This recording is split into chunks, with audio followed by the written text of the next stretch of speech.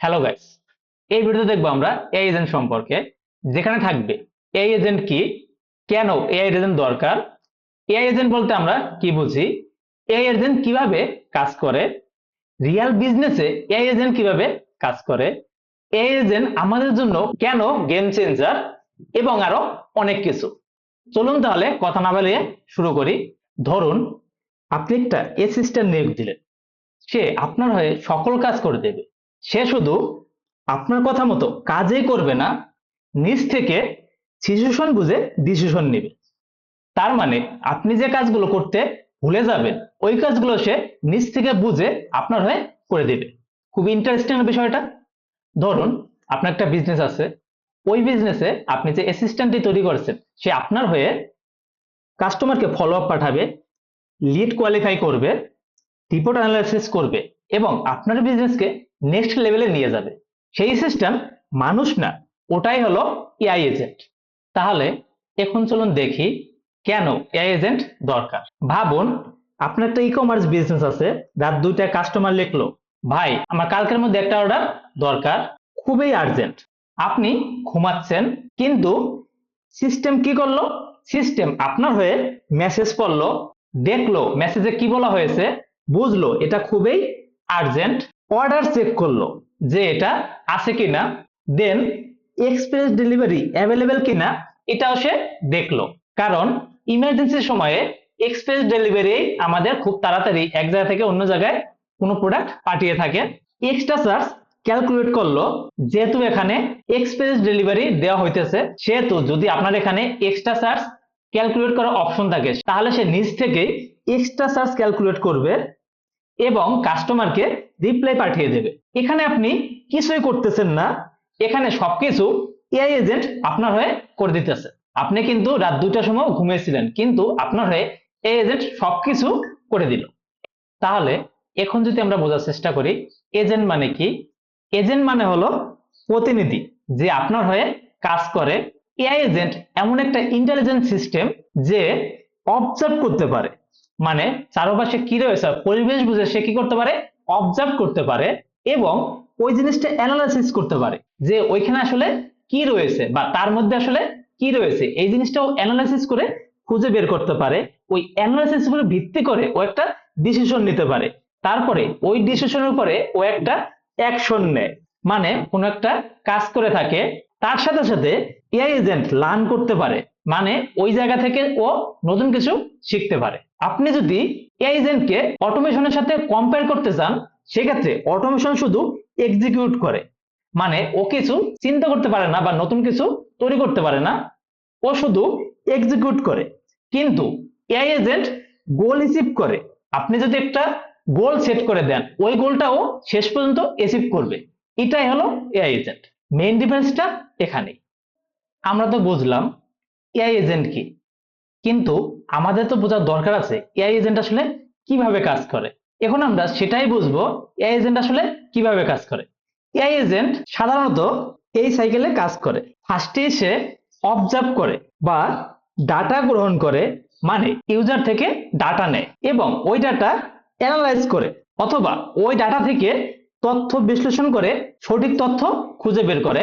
তারপরে ওই তথ্যের উপর ভিত্তি করে একটা ডিসিশন নেয় এবং ওই ডিসিশনটাই যেন সব থেকে সেরা ডিসিশন হয় সেটাও বিবেচনা করে।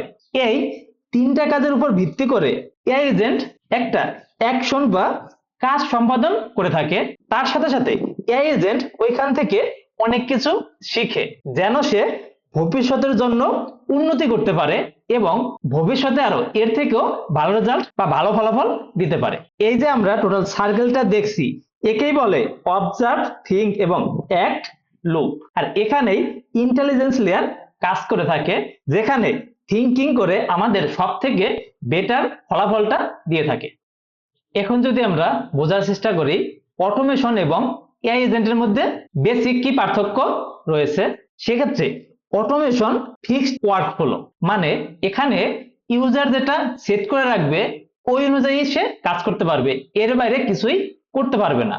কিন্তু এআই এজেন্ট ডাইনামিক ডিসিশন, ও নিজে নিজে অনেক কিছু চিন্তা করতে পারবে এবং নিজে নিজে সিদ্ধান্ত নিতে পারবে এবং নিজে নিজে বেস্ট সিদ্ধান্তটা নিয়ে আউটপুট দিতে পারবে। অটোমেশন হলো রুল বেসড, তার মানে এখানে কিছু প্রিডিফাইন্ড রুল সেট করে দেওয়া হবে এবং ওই রুলের উপরে বেস করে সে কাজ করবে। কিন্তু এআই এজেন্ট হলো গোল বেসড, তার মানে এই এজেন্টকে যদি একটা গোল সেট করে দেওয়া হয়, সে ওই গোলটা অ্যাচিভ না করা পর্যন্ত কাজ করে যাবে, যদি তার নিজ থেকে অনেক সিদ্ধান্ত নেওয়ার প্রয়োজন হয় সেক্ষেত্রেও। এখানে অটোমেশন সেম রেসপন্স রিপিট করে, তার মানে একই রেসপন্স রিপিট করতে থাকে।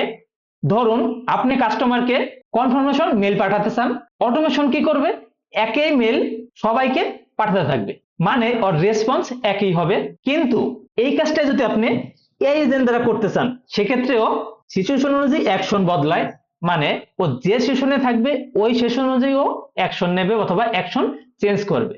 ও একই ধরনের কাজ বারবার করতে থাকবে না, যেমন অটোমেশন করত। এখানে এআই অটোমেশন কি করে, এআই অটোমেশন অটোমেটিক এক্সিকিউশন করে থাকে, কিন্তু AI agent intelligence execution toward to goal, মানে এআই এজেন্টকে একটা গোল ফিক্সড করে দেওয়া থাকবে, ওই গোল অনুযায়ী কাজ করতে থাকবে নিজে নিজে সিদ্ধান্ত বা ডিসিশন নিয়ে। তাহলে এখানে কিন্তু অটোমেশন আর এআই অটোমেশনের মধ্যে অনেক বিস্তর পার্থক্য।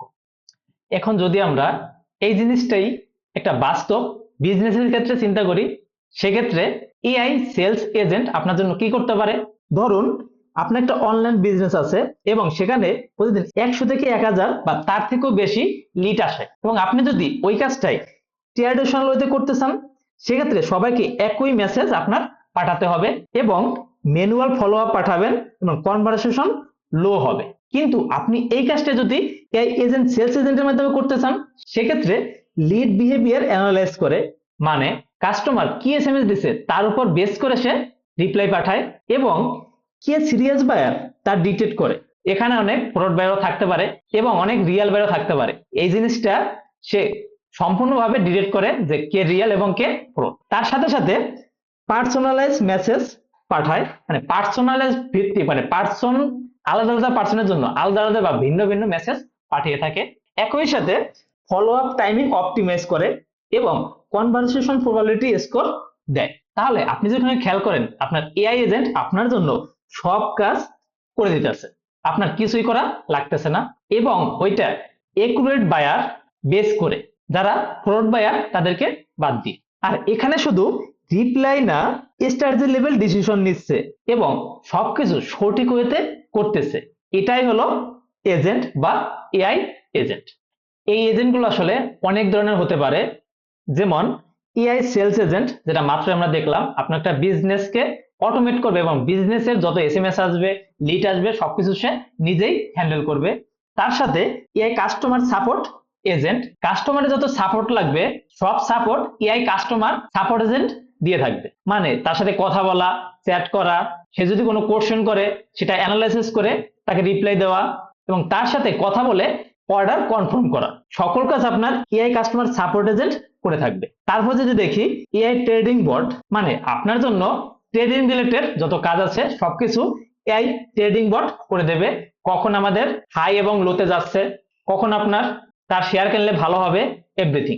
এরপরে আছে এআই লিড জেনারেশন এজেন্ট, আপনার জন্য নতুন নতুন লিড জেনারেট করে দেবে, এবং এআই রিসার্চ এজেন্ট, আপনার রিসার্চ রিলেটেড যত কাজ আছে সবকিছু এই এজেন্ট আপনার জন্য করে দেবে। আর এই এজেন্ট গুলো শুধু রুল ফলো করে না, এগুলো অবজার্ভ ফুলফিল করে, মানে আপনার যত রিকোয়ারমেন্ট আছে, আপনার যত চাওয়া পাওয়া আছে সবকিছু এই এজেন্ট আপনার জন্য করে দেবে। আসলে এআই এজেন্ট যদি এত কিছু করতে পারে, তাহলে এআই এজেন্টের মধ্যে কি থাকে? এআই এজেন্টের মধ্যে থাকে ল্যাঙ্গুয়েজ মডেল, যেখানে সকল ডিসিশন লজিক বলা থাকে, মানে এখানে সকল ডিসিশন লজিক বলা থাকে যার মাধ্যমে সে ডিসিশন নিতে পারে। তার সাথে সাথে মেমোরি সিস্টেম, যে কি করে আগে যত তথ্য দেওয়া আছে অথবা তথ্য বলা হয়েছে অথবা তথ্য স্টোর করে রাখা হয়েছে, ওই সকল তথ্য এই মেমোরি সিস্টেমের মধ্যে স্টোর করা থাকে, এবং ওইখানে অনেক টুল অ্যাক্সেস দেওয়া থাকে, কার মাধ্যমে? এপি এর মাধ্যমে, এবং ওখানে অনেক ডাটাবেস এবং সিআরএম ব্যবহার করা হয়। সাথে সাথে গোল ইনস্ট্রাকশন দেওয়া থাকে, মানে আপনি কোন রিকোয়ারমেন্ট বা কি চান ওইগুলো আপনাকে সুন্দর করে এখানে ইনস্ট্রাকশন ভাবে দেওয়া থাকে। আর এখানে এজেন্ট শুধু কাজ করে না বা চ্যাট করে না, এজেন্ট কাজ করে সিস্টেম ব্যবহার করে। এই জিনিসটা যদি আমরা একটা উদাহরণের মাধ্যমে বোঝার চেষ্টা করি, সেক্ষেত্রে ধরুন আপনি একটা অর্ডার ডেলিভারি দিলেন, কিন্তু ওইটা কাস্টমারের পছন্দ হলো না, দেন কাস্টমার কি করলো, কাস্টমার রিফান্ড চাইলো, এজেন্ট পলিসি চেক করলো আসলেই ওই পলিসির ভিতরে রিফান্ড দেওয়া সম্ভব কিনা, তার সাথে সাথে এলিজিবিলিটি ভেরিফাই করলো ওই কাস্টমার রিফান্ডের জন্য এলিজিবল কিনা, যদি সম্ভব হয় সেক্ষেত্রে রিফান্ড প্রসেস করলো এবং ইমেলে কনফার্মেশন মেল পাঠিয়ে দিল। এই যে সম্পূর্ণটা করতেছে এআই এজেন্ট এবং সকল রুলস ফলো করে, আর এটা কিন্তু ফুললি অটোনোমাস ফলো। এখন আমরা দেখব আমাদের বাস্তব জীবনে আমরা কোথায় কোথায় এআই এজেন্ট ব্যবহার করতে পারি। আমরা ই কমার্স সেক্টরে এআই এজেন্ট ব্যবহার করতে পারি, যার অনেকগুলো উদাহরণ আমরা অলরেডি দেখেছি। এখানে লিড জেনারেশন করার জন্য, কাস্টমারকে রিপ্লাই দেওয়ার জন্য, অর্ডার ক্রিয়েশনের জন্য, অর্ডার কনফার্মেশন মেল পাঠানোর জন্য আমরা এআই এজেন্ট ব্যবহার করতে পারি। তার সাথে সাথে মার্কেটিং ক্ষেত্রে আমরা এআই এজেন্ট ব্যবহার করতে পারি, যেখানে এআই এজেন্ট ব্যবহার করে আমরা অ্যাড তৈরি করতে পারি এবং ওই অ্যাড আমরা আমাদের প্রোডাক্টের মার্কেটিং হিসেবে ব্যবহার করতে পারি। তার সাথে সাথে এখন বা এই সময়ে সব থেকে বেশি কোন অ্যাডটি ভালো চলতেছে বা মানুষ আসলে বেশি পরিমাণে দেখতেছে, সেই ধরনের অ্যাডস এআই এজেন্ট দ্বারা আমরা রিসার্চ করে তৈরি করতে পারি এবং ওই ধরনের অ্যাডসই আমরা আমাদের বিজনেসে ব্যবহার করতে পারি।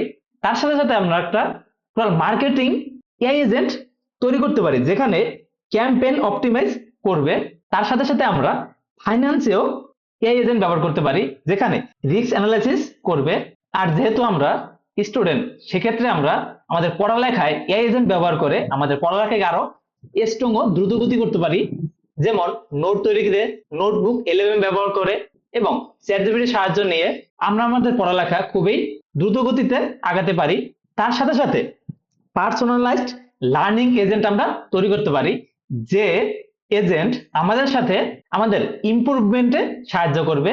যেমন আমরা কোনো স্কিল শেখার জন্য অথবা নতুন কোনো স্কিল শেখার ক্ষেত্রে এআই এজেন্টের সাহায্য নিতে পারি। তার সাথে সাথে আমরা সার্চ প্রোডাক্ট তৈরি করতে পারি, যেখানে মানুষের অনেক ধরনের প্রবলেম সলভ হবে এবং মানুষ ওটার জন্য আমাদেরকে পে করবে।